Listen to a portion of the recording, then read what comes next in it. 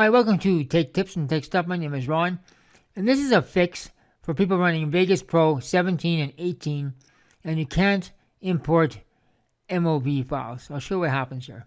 So let's import one and see what happens. So we go lower third. It's an MOV file. Open it, and you get this message.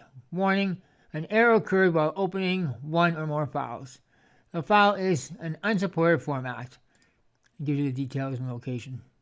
I'll show you how to fix this. Go to Options,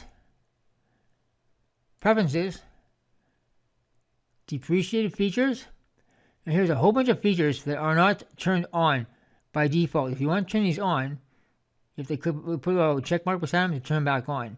So what you want to do here to get MOV files to work is enable the QuickTime plugin. Now, if you don't have QuickTime, first of all, you have to install QuickTime. Once it's installed, then check this off. Apply. Restart Vegas. And import it again. And now it works.